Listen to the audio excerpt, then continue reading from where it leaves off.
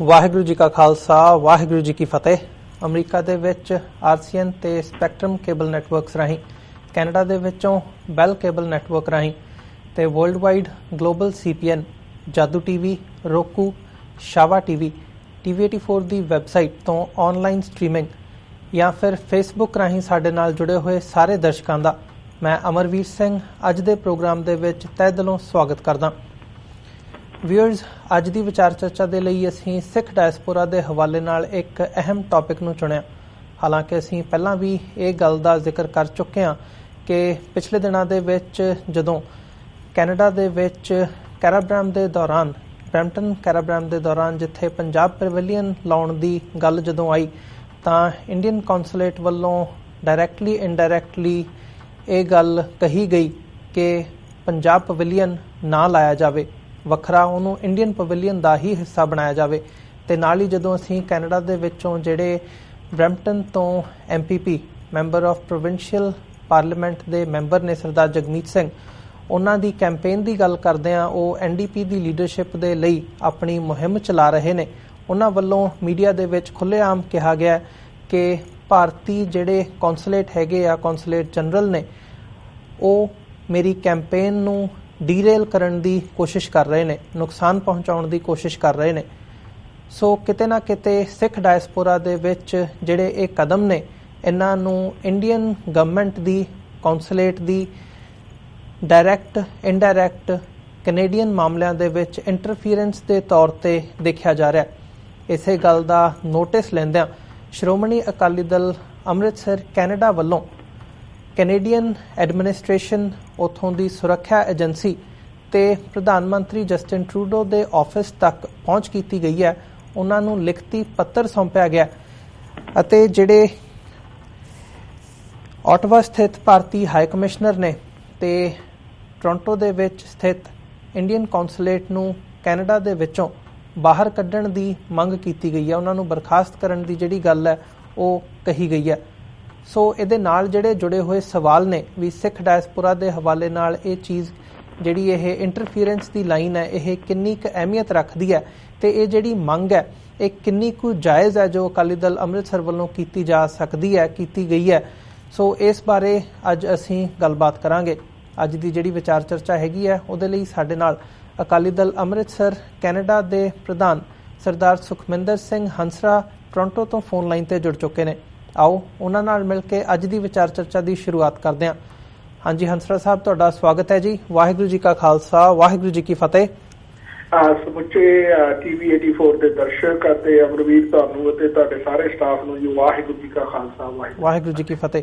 ਹੰਸਰਾ ਸਾਹਿਬ, ਸਾਰਿਆਂ ਤੋਂ ਪਹਿਲਾਂ ਤਾਂ ਮੈਂ ਤੁਹਾਡੇ ਕੋਲੋਂ ਇਹੀ ਜਾਣਨਾ ਚਾਹੂੰਗਾ ਕਿ ਜਿਹੜੀ ਤੁਸੀਂ ਇਹ ਡਿਮਾਂਡ ਕੀਤੀ ਹੈ, ਮੰਗ ਕੀਤੀ ਹੈ ਪੱਤਰ ਲਿਖ ਕੇ ਕਿ ਜਿਹੜਾ ਭਾਰਤੀ ਕੌਂਸੂਲੇਟ ਹੈਗਾ ਤੇ ਜਿਹੜਾ ਭਾਰਤੀ ਹਾਈ ਕਮਿਸ਼ਨਰ ਹੈਗਾ ਓਟਵਾ ਦੇ ਵਿੱਚ, ਉਹਨਾਂ ਨੂੰ ਕੈਨੇਡਾ ਦੇ ਵਿੱਚੋਂ ਬਾਹਰ ਕੱਢਿਆ ਜਾਵੇ, ਇਹ ਤੁਸੀਂ ਕਿਸ ਬਿਨਾਂ ਤੇ ਕੀਤੀ ਹੈਗੀ ਹੈ?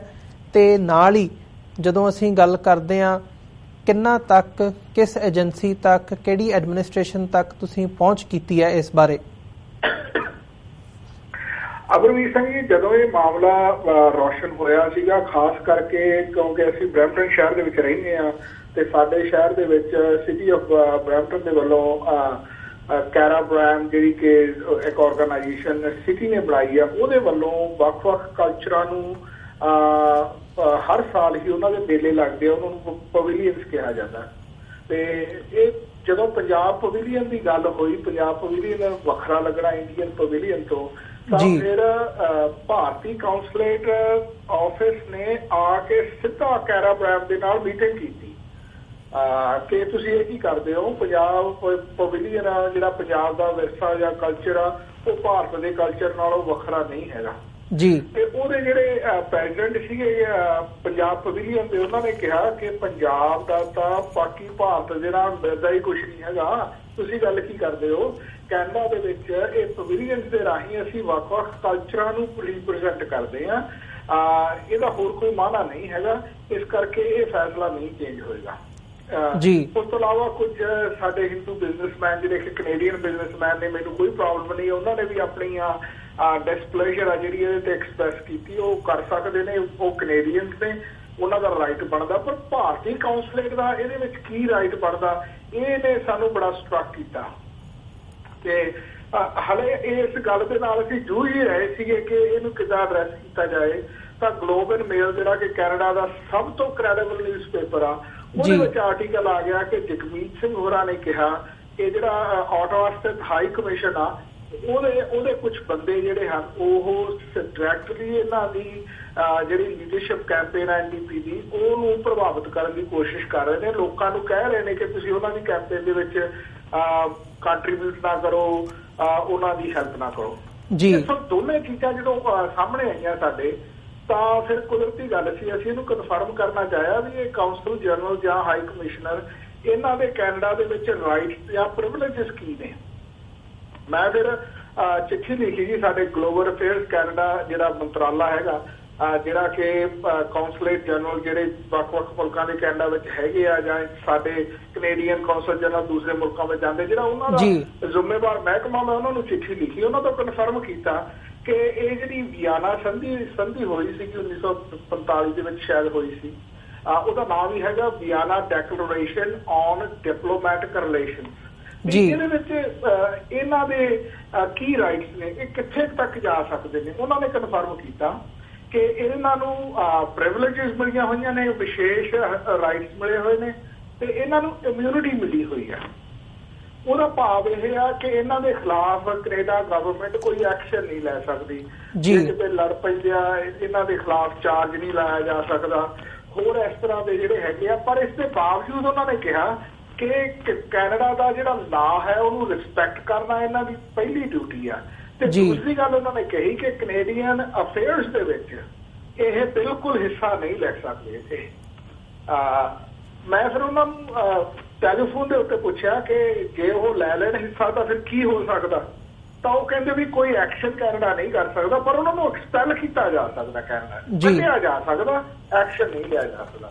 ਸੋ ਅਸੀਂ ਉਸ ਈਮੇਲ ਜਾਂ ਕਨਫਰਮੇਸ਼ਨ ਨੂੰ ਆਧਾਰ ਬਣਾ ਕੇ ਫਿਰ ਪ੍ਰਾਈਮ ਮਿਨਿਸਟਰ ਨੂੰ ਚਿੱਠੀ ਲਿਖੀ ਤੇ ਪ੍ਰਾਈਮ ਮਿਨਿਸਟਰ ਨੂੰ ਅਸੀਂ ਦੱਸਿਆ ਕਿ ਆਹ ਇਹਨਾਂ ਨੇ ਕੰਮ ਕੀਤੇ ਆ, ਇਹ ਅਖਬਾਰਾਂ ਦੇ ਵਿੱਚ ਆਏ ਹੋਏ ਆ, ਕੋਈ ਅੰਦਰ ਗਤੀ ਬੈਠ ਕੇ ਲੱਡੂ ਨਹੀਂ ਭੋਰੇ ਇਹਨਾਂ ਨੇ, ਸ਼ਰੇਆਮ ਗੁੰਡਾਗਰਦੀ ਕਰ ਰਹੇ ਨੇ, ਸ਼ਰੇਆਮ ਕੈਨੇਡੀਅਨ ਪੋਲਿਟਿਕਸ ਦੇ ਵਿੱਚ ਹਿੱਸਾ ਲੈ ਰਹੇ ਨੇ ਅਤੇ ਸਿੱਖਾਂ ਨੂੰ ਨੁਕਸਾਨ ਪਹੁੰਚਾ ਰਹੇ ਨੇ। ਹੁਣ ਜਦੋਂ ਇਹ ਚਿੱਠੀ ਚਲੀ ਗਈ, ਉਸ ਤੋਂ ਬਾਅਦ ਹਿੰਦੁਸਤਾਨ ਟਾਈਮਜ਼ ਦੇ ਵਿੱਚ ਇੱਕ ਆਰਟੀਕਲ ਕੱਲ ਹੀ ਆਇਆ ਜਿਹਨੇ ਕਿ ਜਿਹੜੀ ਜਗਮੀਤ ਸਿੰਘ ਹੋਰਾਂ ਦਾ ਤੌਖਲਾ ਸੀਗਾ ਉਹਨੂੰ ਕਨਫਰਮ ਕਰਤਾ। ਇੱਥੇ ਕੈਨੇਡਾ ਇੰਡੀਆ ਫਾਊਂਡੇਸ਼ਨ ਨਾਂ ਦੀ ਇੱਕ ਆਰਗੇਨਾਈਜੇਸ਼ਨ ਆ ਜਿਹੜੀ ਕਿ ਕਾਉਂਸਲ ਜਨਰਲ ਤੋਂ ਬਿਨਾਂ ਸਾਹ ਵੀ ਨਹੀਂ ਦੇਗੀ, ਜੇ ਤੁਸੀਂ ਉਹਨਾਂ ਦੀ ਵੈਬਸਾਈਟ ਜਾ ਕੇ ਦੇਖੋ, ਉਹਨਾਂ ਨੇ ਸ਼ਰੇਆਮ ਐਲਾਨ ਕਰਤਾ ਕਿ ਅਸੀਂ ਇਹ ਸਾਡੀ ਨਵੀਂ ਨੀਤੀ ਅਸੀਂ ਇਖਤਿਆਰ ਕੀਤੀ ਆ ਕਿ ਜਿਹੜੀਆਂ ਹੁਣ ਕੋਈ ਵੀ ਇਲੈਕਸ਼ਨ ਆਉਣਗੀਆਂ, ਚਾਹੇ ਪ੍ਰੋਵਿੰਸ਼ੀਅਲ ਆਉਣ ਚਾਹੇ ਉਹ ਫੈਡਰਲ ਆਉਣ, ਜਿਹੜੇ ਵੀ ਲੋਕ ਇੰਡੀਆ ਦੇ ਵਿਰੁੱਧ ਇੱਥੇ ਪ੍ਰਚਾਰ ਕਰਦੇ ਨੇ, ਇਨਕਲੂਡਿੰਗ ਜਿਨ੍ਹਾਂ ਨੇ ਜੈਨੋਸਾਈਡ ਮੋਸ਼ਨ ਦੇ ਵਿੱਚ ਹੱਕ ਵਿੱਚ ਵੋਟ ਪਾਈ ਸੀ, ਉਹਨਾਂ ਸਾਰਿਆਂ ਦੇ ਖਿਲਾਫ ਅਸੀਂ ਕੈਂਪੇਨ ਕਰਾਂਗੇ।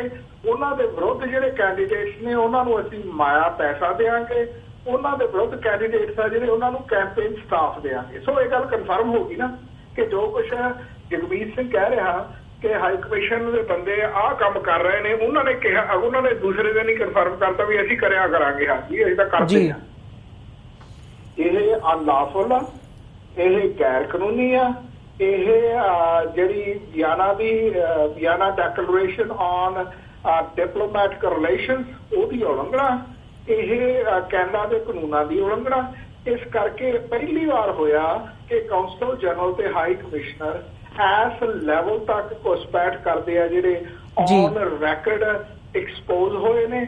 ਹੁਣ ਜਿਹੜਾ ਪੋਲੀਟੀਕਲ ਦਬਾਅ ਹੈ ਕੈਨੇਡਾ ਦੇ ਵਿੱਚ, ਉਹ ਵੱਖ-ਵੱਖ ਆਰਗੇਨਾਈਜੇਸ਼ਨਾਂ ਵੱਲੋਂ, ਸਿੱਖਾਂ ਵੱਲੋਂ, ਹਰ ਇੱਕ ਵੱਲੋਂ ਪੈਣਾ ਜ਼ਰੂਰੀ ਆ। ਅਕਾਲੀ ਦਲ ਅੰਮ੍ਰਿਤਸਰ ਨੇ ਪਹਿਲ ਕੀਤੀ ਆ, ਅਸੀਂ ਪ੍ਰਧਾਨ ਮੰਤਰੀ ਨੂੰ ਚਿੱਠੀ ਲਿਖੀ ਆ, ਅਸੀਂ ਕੈਨੇਡਾ ਦੀ ਖੁਫੀਆ ਏਜੰਸੀ ਸੀਸਸ ਆ ਜਿਹੜੀ ਕਿ ਕੈਨੇਡਾ ਦੇ ਵਿੱਚ ਸਾਰਾ ਕੁਝ ਉਹ ਛਾਣਬੀਣ ਕਰਦੀ ਰਹਿੰਦੀ ਆ, ਉਹਨਾਂ ਨਾਲ 1-to-1 ਬੈਠ ਕੇ ਸਾਰੀ ਇਨਫੋਰਮੇਸ਼ਨ ਉਹਨਾਂ ਨੂੰ ਦਿੱਤੀ ਆ।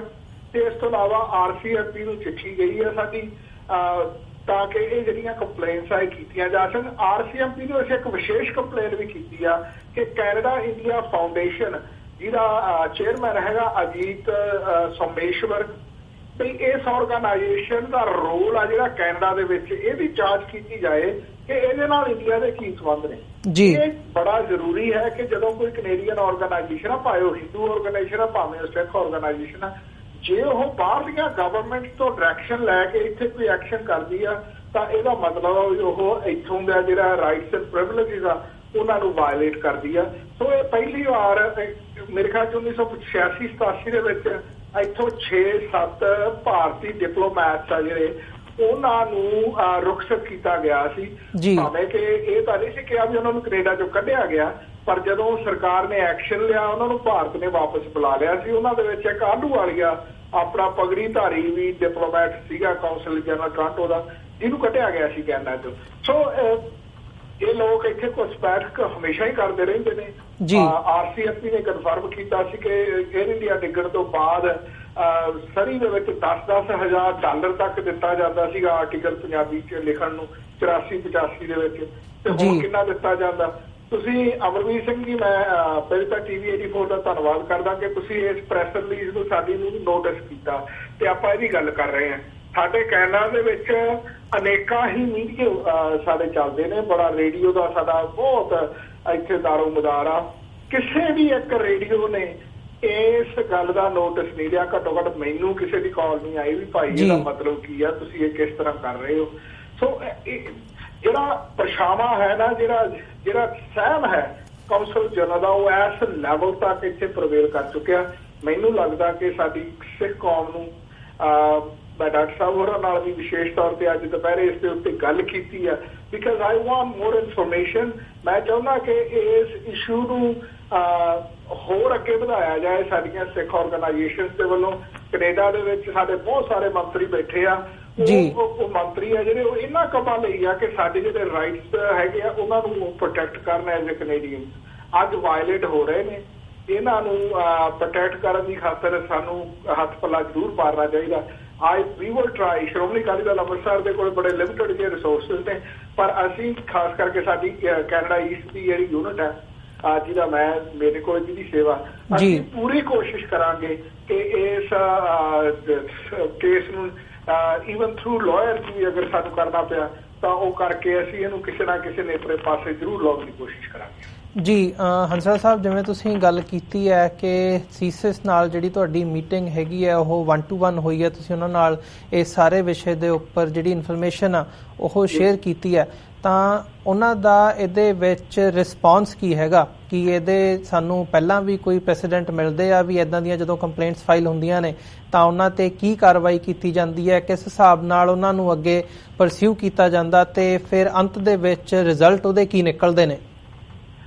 ਸਾਡੀ ਜਿਹੜੀ ਸੀਸਿਸ ਆ, ਕੈਨੇਡੀਅਨ ਸਿਕਿਉਰਿਟੀ ਇੰਟੈਲੀਜੈਂਸ ਸਰਵਿਸਿਜ਼, ਇਹ ਤੁਹਾਡੇ ਅਮਰੀਕਾ ਦੇ FBI ਦੇ ਇਕੁਇਵਲੈਂਟ ਆ। ਉਹ ਜਦੋਂ ਕੰਮ ਕਰਦੇ ਆ ਉਹ ਬੜੇ ਚੁੱਪ-ਚਾਪ ਕੰਮ ਕਰਦੇ ਆ ਜੀ। ਉਹਨਾਂ ਨੇ ਸਾਰੀ ਇਨਫੋਰਮੇਸ਼ਨ ਮੇਰੀ ਲਿਖ ਲਈ ਆ ਤੇ ਉਹ ਮੇਰੇ ਨਾਲ ਸਹਿਮਤ ਸੀਗੇ ਇਸ ਗੱਲ ਦੇ ਉੱਤੇ ਕਿ ਕਿਸੇ ਵੀ ਫੋਰਨ ਡਿਪਲੋਮੈਟ ਨੂੰ ਇਹ ਕੋਈ ਰਾਈਟ ਨਹੀਂ ਹੈਗਾ ਕਿ ਉਹ ਕੈਨੇਡਾ ਦੀ ਇੰਟਰਨਲ ਅਫੇਅਰਸ ਦੇ ਵਿੱਚ ਸਾਡੇ ਅੰਦਰੂਨੀ ਮਾਮਲਿਆਂ ਦੇ ਵਿੱਚ ਦਖਲਅੰਦਾਜ਼ੀ ਦੇਣ। ਤੇ ਮੈਂ ਫਿਰ ਉਹਨਾਂ ਨੂੰ ਦੱਸਿਆ, ਮੈਂ ਇੱਕ ਹੋਰ ਕੇਸ ਵੀ ਦਿੱਤਾ ਜਿਹੜਾ ਕਿ ਐਡਮਿਸਿਬਲ ਨਹੀਂ ਹੈਗਾ, ਪਬਲਿਕ ਇਨਫੋਰਮੇਸ਼ਨ ਨਹੀਂ ਹੈਗੀ, ਪਰ ਮੈਂ ਉਹਨਾਂ ਨੂੰ ਦੱਸਦਾ ਕਿ ਪਬਲਿਕ ਇਨਫੋਰਮੇਸ਼ਨ ਨਹੀਂ ਹੈਗੀ ਪਰ ਤੁਸੀਂ ਸੀਸਿਸ ਵਾਲੇ ਹੋ, ਤੁਹਾਡੇ ਕੋਲ ਤਾਂ ਇਨਫੋਰਮੇਸ਼ਨ ਉਹ ਮਿਲ ਜਾਏਗੀ, ਜਿਹਦੇ ਵਿੱਚ ਜਿਹੜਾ ਕੌਂਸਲ ਜਨਰਲ ਦਾ ਡਾਇਰੈਕਟ ਰੋਲ ਆ ਉਹ ਇੱਕ ਨੋਮੀਨੇਸ਼ਨ ਮੀਟਿੰਗ ਦੇ ਵਿੱਚ ਸਾਹਮਣੇ ਆਇਆ ਹੈ। ਸੋ ਇਹ ਸਾਰਾ ਕੁਛ ਹੈ ਜਿਹੜਾ ਉਹ ਦੱਸ ਦਿੱਤਾ ਗਿਆ ਤੇ ਹੋਪਫੁਲੀ ਜਿਸ ਤਰ੍ਹਾਂ ਮੈਂ ਦੱਸਿਆ ਕਿ ਪਹਿਲਾਂ ਐਕਸਪੋਰਸ਼ਨਸ ਹੋ ਚੁੱਕੀਆਂ ਭਾਰਤੀ ਸਫਾਰਤਖਾਨੇ ਦੇ ਵੱਖ-ਵੱਖ ਮੈਂਬਰਾਂ ਨੇ, ਮੈਨੂੰ ਹੁਣ ਐਗਜ਼ੈਕਟਲੀ ਯਾਦ ਨਹੀਂ, ਬਹੁਤ ਪੁਰਾਣੀ ਗੱਲ ਹੈ 84-85 ਦੀ। ਮੈਂ ਉਹ ਟਾਈਮ ਲੱਭਣ ਦੀ ਵੀ ਕੋਸ਼ਿਸ਼ ਕਰ ਰਿਹਾ, ਪਰ ਜਿਸ ਤਰ੍ਹਾਂ ਮੈਂ ਕਿਹਾ ਕਿ ਇਹ ਲੋਕ ਔਨ ਰੈਕਰਡ ਕਦੇ ਵੀ ਇਹੋ ਜਿਹੀਆਂ ਚੀਜ਼ਾਂ ਨੂੰ ਕਰਦੇ ਨਹੀਂ ਹੈਗੇ। ਯੂਜਲੀ ਉਹ ਰੀਕਾਲ ਹੋ ਜਾਂਦਾ ਜਾਂ ਉਹਨਾਂ ਦਾ ਟ੍ਰਾਂਸਫਰ ਕਰ ਦਿੰਦੇ ਆ। ਇਸ ਤਰ੍ਹਾਂ ਦੇ ਕਰਕੇ ਸ਼ਾਇਦ ਉਦੋਂ ਕੋਈ ਖਬਰ ਨਹੀਂ ਛਪੀ, ਪਰ ਉਦੋਂ ਪਬਲਿਕ ਨੌਲੇਜ ਸੀਗਾ 84-85 ਦੇ ਵਿੱਚ ਵੀ 7 ਬੰਦੇ ਕੈਨੇਡਾ ਨੇ ਇੰਡੀਆ ਦੇ ਇੱਥੋਂ ਐਕਸਪੈਲ ਕੀਤੇ ਕਿਉਂਕਿ ਉਹਨਾਂ ਨੇ ਆਪਣੇ ਜਿਹੜੇ ਰਾਈਟਸ ਇਮਿਊਨਿਟੀਜ਼ ਆ ਇਹਨਾਂ ਨੂੰ ਵਾਇਲੇਟ ਕੀਤਾ ਸੀ। ਸੋ ਆਈ ਐਮ ਸ਼ੋਰ ਕਿ ਅਗਰ ਇਸ ਗੱਲ ਨੂੰ ਹੁਣ ਪੁਸ਼ ਕੀਤਾ ਜਾਏ ਪ੍ਰੋਪਰ ਚੈਨਲ ਦੇ ਥਰੂ, ਅਸੀਂ ਤਾਂ ਸਾਰਾ ਕੁਝ ਕਰ ਹੀ ਰਹੇ ਹਾਂ, ਬਾਕੀ ਵੀ ਆਰਗੇਨਾਈਜੇਸ਼ਨਸ ਕਰਨ ਤਾਂ ਇਹਦੇ ਕੋਈ ਫਰੂਟਫੁਲ ਰਿਜ਼ਲਟ ਆ ਸਕਦੇ ਆ।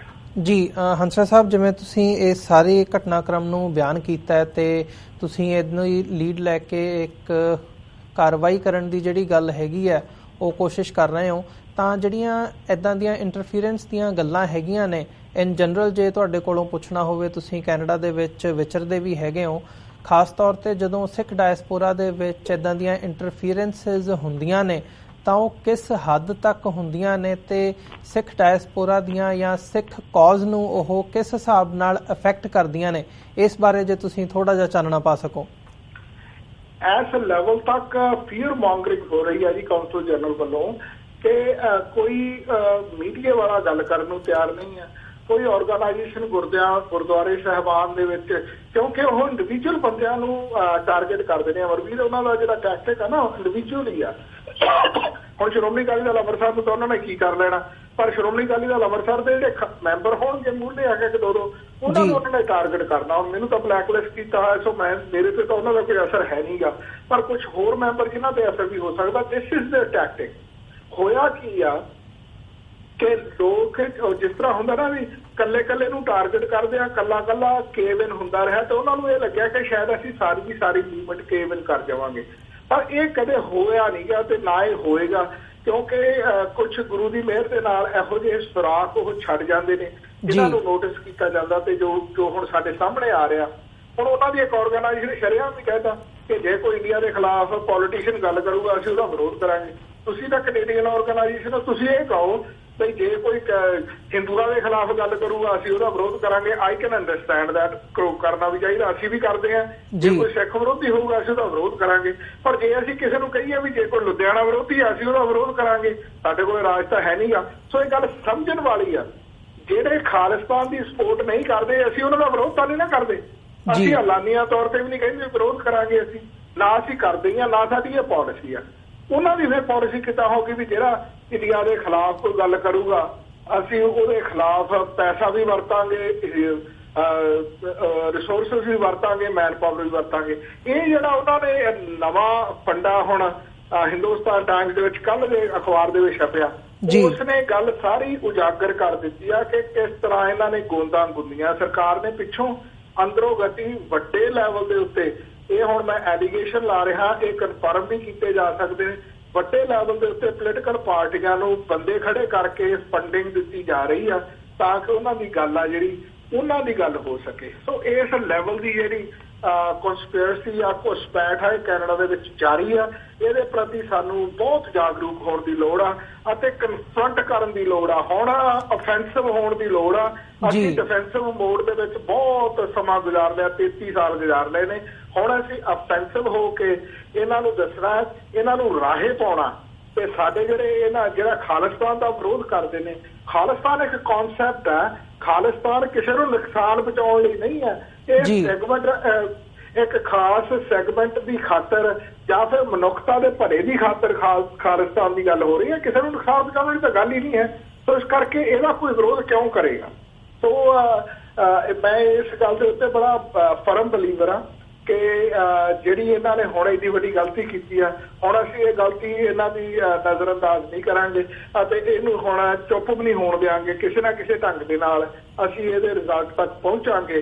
ਕਿਸ ਤਰ੍ਹਾਂ ਪਹੁੰਚਾਂਗੇ ਪ੍ਰਮਾਤਮਾ ਜਾਣਦਾ। ਉਹਨੇ ਸਾਤੋਂ ਸੇਵਾ ਕਰਾਉਣੀ ਆ, ਉਹਨੇ ਸਾਨੂੰ ਬੁੱਧੀ ਬਖਸ਼ਣੀ ਆ, ਉਹਨਾਂ ਨੇ ਸੋਚੀ ਬਖਸ਼ਣੀ ਆ। ਹੋਪਫੁਲੀ ਵਨ ਵੇ ਔਰ ਦੀ ਅਦਰ ਅਸੀਂ ਇਹਦੇ ਉੱਤੇ ਕੰਮ ਕਰਦੇ ਰਹਾਂਗੇ। ਜੀ ਹੰਸਰਾ ਸਾਹਿਬ, ਜਿਹੜੀ ਤੁਸੀਂ ਗੱਲ ਕੀਤੀ ਹੈ ਕਿ ਡਾਇਰੈਕਟਲੀ ਹੁਣ ਜਿਹੜੀ ਇਹ ਸ਼ਰੇਆਮ ਲਾਈਨ ਲਈ ਗਈ ਹੈ, ਡਾਇਰੈਕਟਲੀ ਇੰਡੀਆ ਕੈਨੇਡਾ ਜਿਹੜੀ ਫਾਊਂਡੇਸ਼ਨ ਹੈਗੀ ਆ ਉਹਦੇ ਵੱਲੋਂ ਇਹ ਕਿਹਾ ਜਾਣਾ ਜਾਂ ਉਹਦੀ ਬੈਕਡ੍ਰੌਪ ਦੇ ਵਿੱਚ ਭਾਵੇਂ ਉਹ ਜਗਮੀਤ ਸਿੰਘ ਦੇ ਬਿਆਨ ਦਾ ਆਉਣਾ ਹੋਵੇ ਜਾਂ ਬਰੈਂਪਟਨ ਦੇ ਵਿੱਚ ਪੰਜਾਬ ਪਵੇਲੀਅਨ ਦੀ ਗੱਲ ਹੋਵੇ, ਕਿਤੇ ਨਾ ਕਿਤੇ ਇਹ ਦੇਖਣ ਨੂੰ ਮਿਲ ਰਿਹਾ ਹੈ ਕਿ ਇੱਕ ਪਾਸੇ ਪੰਜਾਬ ਹੈਗਾ ਤੇ ਇੱਕ ਪਾਸੇ ਜਿਹੜੀਆਂ ਇੰਡੀਅਨ ਫੋਰਸਿਸ ਕਹਿ ਲਓ ਉਹਨੂੰ ਹਿੰਦੂਤਵਾਦ ਦੇ ਹਵਾਲੇ ਦੇ ਨਾਲ ਜੋੜ ਕੇ ਜੇ ਦੇਖਿਆ, ਉਹਨਾਂ ਨਾਲ ਵੀ ਜੋੜ ਕੇ ਦੇਖਿਆ ਜਾ ਸਕਦਾ। ਇਹਨਾਂ ਦੋਵਾਂ ਦੇ ਵਿੱਚ ਇੱਕ ਫਾਈਨ ਲਾਈਨ ਡਰਾ ਹੁੰਦੀ ਨਜ਼ਰ ਆ ਰਹੀ ਹੈ। ਜੇ ਇਹ ਲਾਈਨ ਅੱਗੇ ਤੁਰਦੀ ਹੈ, ਇੱਕ ਪਾਸੇ ਪੰਜਾਬੀ ਇੱਕ ਪਾਸੇ ਹੁੰਦੇ ਆ, ਸਿੱਖ ਇੱਕ ਪਾਸੇ ਹੁੰਦੇ ਆ, ਤੇ ਜਿਹੜੀਆਂ ਇੰਡੀਆ ਦੇ ਨਾਲ ਖੜੀਆਂ ਜਥੇਬੰਦੀਆਂ ਨੇ, ਬੰਦੇ ਨੇ, ਇੰਡੀਵਿਜੂਅਲਸ ਨੇ, ਉਹ ਇੱਕ ਪਾਸੇ ਹੁੰਦੇ ਆ। ਇਹ ਲਾਈਨ ਆਉਣ ਵਾਲੇ ਸਮੇਂ ਦੇ ਵਿੱਚ ਸਿੱਖ ਡਾਇਸਪੋਰਾ ਦੇ ਹਵਾਲੇ ਨਾਲ ਜੇ ਗੱਲ ਕਰਨੀ ਹੋਵੇ ਤਾਂ ਕਿਸ ਹਿਸਾਬ ਨਾਲ ਇਹ ਅੱਗੇ ਤੁਰ ਸਕਦੀ ਹੈ ਤੇ ਜੇ ਇਹ ਤੁਰਦੀ ਹੈ ਉਹ ਸਾਨੂੰ ਕਿਵੇਂ ਅਫੈਕਟ ਕਰ ਸਕਦੀ ਹੈ ਜਦੋਂ ਅਸੀਂ ਇੱਥੇ ਲੌਬਿੰਗ ਦੀ ਵੀ ਗੱਲ ਕਰਦੇ ਹਾਂ ਜਾਂ ਪੋਲੀਟੀਕਲ ਕੈਂਪੇਨਸ ਨੂੰ ਲੀਡ ਕਰਨ ਦੀ ਗੱਲ ਕਰਦੇ ਹਾਂ। ਮੈਂ ਅਮਰਵੀਰ ਸਿੰਘ ਜੀ, ਦੋ ਟੁਕ ਗੱਲ ਇਹਦੇ ਬਾਰੇ ਕਰਨੀ ਚਾਹੁੰਦਾ ਕਿ ਦੇਖੋ, ਅਸੀਂ ਜਿਹੜਾ ਕੰਮ ਕਰਦੇ ਹਾਂ ਸੱਚ ਦੇ ਆਧਾਰ ਤੇ ਕਰਦੇ ਹਾਂ। ਅਸੀਂ ਕਿਸੇ ਦੇ ਖਿਲਾਫ ਕੋਈ ਗੱਲ ਨਹੀਂ ਕਰਦੇ, ਅਸੀਂ ਕਿਸੇ ਨੂੰ ਨੁਕਸਾਨ ਪਹੁੰਚਾਉਣ ਵਾਲੀ ਕੋਈ ਨਹੀਂ ਗੱਲ ਕਰਦੇ। ਜਦੋਂ ਕਿ ਜਿਹੜੀ ਸਾਡੇ ਵਿਰੁੱਧ ਕੋਈ ਵੀ ਕੈਂਪੇਨ ਹੁੰਦੀ ਹੈ ਉਹ ਸਾਡੇ ਨੂੰ ਨੁਕਸਾਨ ਪਹੁੰਚਾਉਣ ਲਈ ਕੀਤੀ ਜਾਂਦੀ, ਉਹਦਾ ਮੰਤਵ ਸਾਨੂੰ ਨੁਕਸਾਨ ਪਹੁੰਚਾਉਣਾ ਹੈ, ਕਿਉਂਕਿ ਉਹ ਤਾਂ ਰਾਜ ਭਾਗ ਦੇ ਮਾਲਕ ਬਣੇ ਬੈਠੇ ਨੇ, ਉਹਨਾਂ ਨੂੰ ਤਾਂ ਕੋਈ ਪ੍ਰੋਬਲਮ ਨਹੀਂ ਨਾ ਹੈਗੀ। ਉਹਨਾਂ ਦੀ ਤਾਂ ਗਾਈਆਂ ਦਾ ਗੋਹਾ ਵੀ ਇਸ ਵਕਤ ਸੋਨੇ ਦੇ ਬਰਾਬਰ ਤੁਲਦਾ, ਕਿਉਂਕਿ ਰਾਜ ਉਹਨਾਂ ਦਾ। ਸੋ ਇਸ ਕਰਕੇ ਅਸੀਂ ਤਾਂ ਉਹਨਾਂ ਨੂੰ ਨੁਕਸਾਨ ਨਹੀਂ ਪਹੁੰਚਾ ਰਹੇ, ਅਸੀਂ ਤਾਂ ਆਪਣੇ ਆਪ ਨੂੰ ਪ੍ਰੋਟੈਕਟ ਕਰਨ ਦੀ ਖਾਤਰ ਜੋ ਸਾਡਾ ਅਕੀਦਾ ਹੈ, ਜੋ ਸਾਡਾ ਵਿਸ਼ਵਾਸ ਹੈ ਗੁਰੂ ਗ੍ਰੰਥ ਸਾਹਿਬ ਜੀ ਦਾ, ਅਸੀਂ ਤਾਂ ਉਹਦੇ ਅਨੁਸਾਰ ਚੱਲ ਰਹੇ ਹਾਂ। ਸੋ ਅਗਰ ਕਿਤੇ ਨਾ ਕਿਤੇ ਜਾ ਕੇ ਕੋਈ ਲਾਈਨ ਡਰਾ ਹੁੰਦੀ ਆ ਤਾਂ ਮੈਨੂੰ ਲੱਗਦਾ ਉਹਦੇ ਵਿੱਚੋਂ ਜਿਹੜੇ ਬਿਗੇਸਟ ਰੈਸਿਪੀਐਂਟ ਨੇ ਉਹ ਖਾਲਸਾ ਪੰਥ ਹੋਏਗਾ ਤੇ ਬਿਗੇਸਟ ਲੂਜ਼ਰ ਆ ਜਿਹੜਾ ਉਹ ਹਿੰਦੂ ਤਵੀ ਹੋਣਗੇ, ਕਿਉਂਕਿ ਸਾਡੀ ਗੱਲ ਆ ਜਿਹੜੀ ਉਹ ਸੱਚ ਦੇ ਬੇਸ ਦੇ ਉੱਤੇ ਆ। ਹੁਣ ਆ ਜਿਹੜੀ ਪੰਜਾਬ ਪਵੇਲੀਅਨ ਵਾਲੀ ਗੱਲ ਆ, ਇਹ ਜਦੋਂ ਅੰਦਰ ਉੱਥੇ ਪਵੇਲੀਅਨ ਫਿਰ ਲੱਗੇ, ਇੱਕੋ ਬਿਲਡਿੰਗ ਦੇ ਵਿੱਚ ਦੋ ਹਾਲ ਸੀਗੇ, ਉਹਨਾਂ 'ਚ ਲੱਗੇ, ਉੱਥੇ ਉਹਨਾਂ ਨੇ ਸਾਈਨ ਲਾਏ ਜੀ ਇੱਧਰ ਇੰਡੀਅਨ ਪਵੇਲੀਅਨ ਆ, ਇੱਧਰ ਪੰਜਾਬ ਪਵੇਲੀਅਨ ਆ। ਜਦੋਂ ਮੈਂ ਪੰਜਾਬ ਪਵੇਲੀਅਨ ਦੇ ਅੰਦਰ ਗਿਆ, ਉਹਦੇ ਵਿੱਚ ਪੰਜਾਬ ਈਸਟ ਐਂਡ ਵੈਸਟ ਉਹਨਾਂ ਨੇ ਦੋਨਾਂ ਨੂੰ ਰਿਪਰੈਜ਼ੈਂਟ ਕੀਤਾ ਹੋਇਆ ਸੀ। ਕਿੰਨਾ ਸੱਚ ਬਿਊਟੀਫੁਲ ਕਨਸੈਪਟ ਸੀਗਾ ਉੱਥੇ। ਉਹ ਪੰਜਾਬ, ਪੁਰਾਣਾ ਪੰਜਾਬ ਦਿਖਾਇਆ ਗਿਆ, ਜਿਹੜਾ ਕਿ ਮਹਾਰਾਜਾ ਰਣਜੀਤ ਸਿੰਘ ਦੇ ਰਾਜ ਵੇਲੇ ਜਿਹਨੂੰ ਆਪਾਂ ਮਹਾ ਪੰਜਾਬ ਕਹਿ ਦਿੰਦੇ ਹਾਂ। ਤੇ ਉਹਨਾਂ ਨੇ ਇੱਕ ਲੋਗੋ ਬਣਾਇਆ, ਮੈਂ ਤੁਹਾਨੂੰ ਭੇਜਣਾ ਵੀ ਸੀਗਾ ਮੈਂ, ਬਿਕਾਜ਼ ਮੈਂ ਉਸ ਲੋਗੋ ਤੋਂ ਬੜਾ ਪ੍ਰਭਾਵਿਤ ਹੋਇਆ। ਉਹਨਾਂ ਨੇ ਕੈਨੇਡਾ ਦਾ ਝੰਡਾ, ਦੋ ਹੱਥਾਂ ਦੇ ਵਿੱਚ ਕੈਨੇਡਾ ਦਾ ਝੰਡਾ ਵਿਖਾਇਆ, ਇੱਕ ਹੱਥ ਸੀਗਾ ਈਸਟ ਪੰਜਾਬ ਦਾ ਤੇ ਇੱਕ ਸੀਗਾ ਵੈਸਟ ਪੰਜਾਬ ਦਾ, ਇੱਕ ਦੇ ਹੱਥ ਦੇ ਵਿੱਚ ਕੜਾ ਪਾਇਆ ਹੋਇਆ ਸੀ, ਇੱਕ ਹੱਥ। ਇਹ was a beautiful piece of art, ਜਿਹੜਾ ਕਿ ਉਹ ਦੱਸ ਰਿਹਾ ਸੀ ਕਿ ਪੰਜਾਬ ਨੂੰ ਕਿਸ ਤਰ੍ਹਾਂ ਸਿਆਸਤਦਾਨਾਂ ਨੇ ਵਿਚਾਲੋਂ ਚੀਰਿਆ ਹੋਇਆ, ਪੰਜਾਬ ਕੀ ਸੀ, ਪੰਜਾਬ ਦਾ ਕਲਚਰ ਕੀ ਸੀ। ਸੋ ਜਦੋਂ ਇੱਕ ਆਰਗੇਨਾਈਜੇਸ਼ਨ ਇੰਨਾ ਬਿਊਟੀਫੁਲ ਕਦਮ ਚੱਕਦੀ ਹੈ, ਇੰਨਾ ਵਧੀਆ ਕਦਮ ਚੱਕਦੀ ਹੈ, ਫਿਰ ਕਾਉਂਸਲ ਜਨਰਲ ਜਿਹੜਾ ਕਿ ਇੱਥੇ ਕਾਉਂਸਲਰ ਸਰਵਿਸਿਜ਼ ਦੇਣ ਲਈ ਆਇਆ ਹੋਇਆ, ਉਹਦਾ ਕੀ ਸਿਰ ਦੁਖਦਾ, ਉਹਦਾ ਢਿੱਡ ਦੁਖਦਾ। ਕੈਨੇਡੀਅਨ ਟੈਕਸ ਪੇਅਰਸ ਦੇ ਖਰਚੇ ਦੇ ਨਾਲ ਉਹ ਸਾਰੀ ਮੇਲਾ ਹੋ ਰਿਹਾ, ਤੇ ਤੁਸੀਂ ਇੱਕ ਬਾਹਰਲੇ ਮੁਲਕ ਦੇ ਲੋਕ ਉਹ ਇੱਥੇ ਆਪਣੀ ਕਾਉਂਸਲਰ ਸਰਵਿਸਿਜ਼ ਦੇਣ ਆਏ ਹੋਏ ਹੋ, ਤੁਹਾਡਾ ਕੀ ਢਿੱਡ ਦੁਖਦਾ ਕਿ ਤੁਸੀਂ ਉਹਨਾਂ ਨਾਲ ਜਾ ਕੇ ਮੀਟਿੰਗ ਕਰੋ ਸਿਟੀ ਹਾਲ ਦੇ ਵਿੱਚ ਤੇ ਉਹਨਾਂ ਨੂੰ ਕਹੋ ਵੀ ਇਹ ਗਲਤ ਕੰਮ ਤੁਸੀਂ ਕਰ ਰਹੇ ਹੋ। ਇਹ ਟੋਟਲੀ ਅਨਫੋਰਚੂਨੇਟ। ਸੋ ਸਾਡੀ ਗੱਲ ਜਿਹੜੀ ਸੱਚ ਦੇ ਬੇਸ ਦੇ ਉੱਤੇ ਆ, ਜਦੋਂ ਅਸੀਂ ਸੱਚ ਦੇ ਬੇਸ ਤੇ ਗੱਲ ਕਰਾਂਗੇ ਤਾਂ ਫਿਰ ਜਦੋਂ ਵੀ ਸਾਡੀ ਗੱਲ ਕਿਤੇ ਸੁਣੀ ਗਈ ਤਾਂ ਉਦੋਂ ਉਹਨਾਂ ਨੂੰ ਸ਼ਰਮਿੰਦਾ ਹੋਣਾ ਹੀ ਪਊਗਾ। ਜੀ ਹੰਸਾ ਸਾਹਿਬ, ਤੁਹਾਡਾ ਬਹੁਤ ਬਹੁਤ ਧੰਨਵਾਦ, ਤੁਸੀਂ ਆਪਣਾ ਸਮਾਂ ਕੱਢਿਆ ਤੇ ਸਾਰੇ ਇਸ਼ੂ ਦੇ ਉੱਪਰ ਸਾਨੂੰ ਜਾਣਕਾਰੀ ਵੀ ਦਿੱਤੀ ਹੈ ਤੇ ਜਿਹੜਾ ਤੁਹਾਡਾ ਲਾਈਨ ਆਫ ਐਕਸ਼ਨ ਹੈਗਾ ਉਸ ਬਾਰੇ ਵਿਚਾਰਾਂ ਦੀ ਸਾਂਝ ਵੀ ਪਾਈ ਹੈ। ਆਉਣ ਵਾਲੇ ਸਮੇਂ ਦੇ ਵਿੱਚ ਵੀ ਅਸੀਂ ਦੇਖਾਂਗੇ ਇਸ ਇਸ਼ੂ ਦੇ ਉੱਪਰ ਹੋਰ ਕੋਈ ਨਵੀਂ ਡਿਵੈਲਪਮੈਂਟ ਹੁੰਦੀ ਹੈ ਤਾਂ ਜ਼ਰੂਰ ਤੁਹਾਡੇ ਨਾਲ ਗੱਲਬਾਤ ਜਾਰੀ ਰੱਖਾਂਗੇ, ਵਿਚਾਰਾਂ ਦੀ ਸਾਂਝ ਦੁਬਾਰਾ ਪਾਵਾਂਗੇ। ਪਰ ਅੱਜ ਦੇ ਸ਼ੋਅ ਦੇ ਵਿੱਚ ਤੁਹਾਡੇ ਕੋਲੋਂ ਇੱਥੇ ਹੀ ਇਜਾਜ਼ਤ ਚਾਹਾਂਗੇ ਜੀ। ਬਹੁਤ ਬਹੁਤ ਧੰਨਵਾਦ ਤੁਹਾਡਾ ਹੰਸਰਾ ਸਾਹਿਬ। ਬਹੁਤ ਧੰਨਵਾਦ ਜੀ। ਵਾਹਿਗੁਰੂ ਜੀ ਕਾ ਖਾਲਸਾ, ਵਾਹਿਗੁਰੂ ਜੀ ਕੀ ਫਤਿਹ ਜੀ। ਫਤਿਹ ਬੁਲਾਉਣ ਤੋਂ ਪਹਿਲਾਂ ਇੰਨੀ ਕਿ ਮੈਂ ਬੇਨਤੀ ਕਰਦੇ ਆ ਕਿ ਗੁਰੂ ਦੀ ਬਖਸ਼ਿਸ਼ ਦੇ ਨਾਲ ਜਗਮੀਤ ਸਿੰਘ ਹੋਰਾਂ ਦੀ ਲੀਡਰਸ਼ਿਪ ਰੇਸ ਆ, ਜਿਹੜੀ ਦੌੜ ਆ, ਉਹਦੇ ਵਿੱਚ ਜਗਮੀਤ ਸਿੰਘ ਹੋਰੀ ਕਾਫੀ ਅੱਗੇ ਜਾ ਰਹੇ ਨੇ। ਕੈਨੇਡੀਅਨ ਮੀਡੀਆ ਨੇ ਲਿਖਿਆ ਵੀ Singh out racing and out racing. So ਉਹ ਸਾਰੇ ਆਪਣੇ ਜਿਹੜੇ ਕਾਲੀਗ ਜਿਨ੍ਹਾਂ ਦੇ ਖਿਲਾਫ ਇਲੈਕਸ਼ਨ ਲੜ ਰਹੇ ਨੇ ਸਾਰਿਆਂ ਤੋਂ ਕਿਤੇ ਅੱਗੇ ਨੇ। ਗੁਰੂ ਪਾਤਸ਼ਾਹ ਬਖਸ਼ਿਸ਼ ਕਰਨ ਕਿ ਸਾਡਾ ਦਮਾਲੇ ਵਾਲਾ ਸਿੰਘ ਕੈਨੇਡਾ ਦੀ ਇੱਕ ਨੈਸ਼ਨਲ ਪੋਲੀਟੀਕਲ ਪਾਰਟੀ ਦਾ ਹੈਡ ਬਣ ਗਏ ਵੀ ਸਤੰਬਰ ਦੇ ਵਿੱਚ ਆ ਕੇ ਸਾਰੇ ਭੈਣ ਭਰਾ ਮੈਂਬਰ ਬਣਨ ਜਿੱਥੇ ਤੱਕ ਸਾਡੀ ਆਵਾਜ਼ ਸੁਣਦੇ ਆ ਜੀ। ਬਹੁਤ ਬਹੁਤ ਧੰਨਵਾਦ। ਵਾਹਿਗੁਰੂ ਜੀ ਕਾ ਖਾਲਸਾ, ਵਾਹਿਗੁਰੂ ਜੀ ਕੀ ਫਤਿਹ ਜੀ। ਵਿਊਅਰਸ, ਇਹ ਸਨ ਅਕਾਲੀ ਦਲ ਅੰਮ੍ਰਿਤਸਰ ਕੈਨੇਡਾ ਦੇ ਪ੍ਰਧਾਨ ਸਰਦਾਰ ਸੁਖਮਿੰਦਰ ਸਿੰਘ ਹੰਸਰਾ, ਜਿਨ੍ਹਾਂ ਨਾਲ ਅਸੀਂ ਅੱਜ ਦੀ ਜਿਹੜੀ ਗੱਲਬਾਤ ਹੈਗੀ ਹੈ ਉਹ ਕੀਤੀ ਹੈ। ਉਮੀਦ ਕਰਦੇ ਹਾਂ ਤੁਹਾਨੂੰ ਪਸੰਦ ਆਈ ਹੋਵੇਗੀ ਤੇ ਇਸ ਇਸ਼ੂ ਦੇ ਉੱਪਰ ਹੋਰ ਵੀ ਸਿੱਖ ਨੁਕਤਾ ਨਿਗਾਹ ਤੋਂ ਜਿੰਨੀ ਕੁ ਜਾਣਕਾਰੀ, ਜਿੰਨੀ ਕੁ ਵਿਚਾਰ ਚਰਚਾ ਅਸੀਂ ਤੁਹਾਡੇ ਤੱਕ ਪਹੁੰਚਾ ਸਕਦੇ ਹਾਂ, ਕੋਸ਼ਿਸ਼ ਕਰਾਂਗੇ ਕਿ ਆਪਣੀ ਸਮਰੱਥਾ ਦੇ ਅਨੁਸਾਰ ਉਹ ਅਸੀਂ ਪਹੁੰਚਾਉਂਦੇ ਰਹੀਏ। ਅੱਜ ਦੇ ਸ਼ੋਅ ਦੇ ਵਿੱਚ ਸਮਾਂ ਸਾਡਾ ਸਮਾਪਤੀ ਦੇ ਵੱਲ ਜਾ ਰਿਹਾ। ਜਾਂਦੇ ਜਾਂਦੇ ਤੁਹਾਡੇ ਚਰਨਾਂ ਦੇ ਵਿੱਚ ਬੇਨਤੀ ਵੀ ਕਰਦੇ ਹਾਂ ਕਿ TV84 ਨੂੰ ਅੱਗੇ ਵਧਾਉਣ ਦੇ ਲਈ ਤੇ ਚੱਲਦਾ ਰੱਖਣ ਦੇ ਲਈ ਸਾਨੂੰ ਤੁਹਾਡੀ ਸਹਾਇਤਾ ਦੀ ਲੋੜ ਹੈ। TV84 ਨੂੰ ਡੋਨੇਟ ਕਰਨ ਦੇ ਲਈ ਤੁਸੀਂ ਸਾਡੀ ਵੈਬਸਾਈਟ www.tv84.tv ਤੇ ਜਾ ਕੇ ਸਾਨੂੰ ਡੋਨੇਟ ਕਰ ਸਕਦੇ ਹੋ ਤੇ ਮੰਥਲੀ ਡੋਨੇਸ਼ਨਸ ਦੇ ਲਈ ਪਲੈਜ ਕਰ ਸਕਦੇ ਹੋ। ਸਾਨੂੰ ਜੇ ਚੈੱਕ ਰਾਹੀਂ ਡੋਨੇਟ ਕਰਨਾ ਚਾਹੁੰਦੇ ਹੋ ਤਾਂ TV84 ਦੇ ਨਾਮ ਦਾ ਚੈੱਕ ਬਣਾ ਕੇ ਸਾਨੂੰ ਸਾਡੇ ਐਡਰੈਸ ਤੇ ਤੁਸੀਂ ਭੇਜ ਸਕਦੇ ਹੋ। 3601 37th ਐਵਨਿਊ, ਲੌਂਗ ਆਈਲੈਂਡ ਸਿਟੀ, ਨਿਊਯਾਰਕ 11101। ਵੈਬਸਾਈਟ ਸਾਡੀ ਹੈਗੀ ਹੈ www.tv84.tv।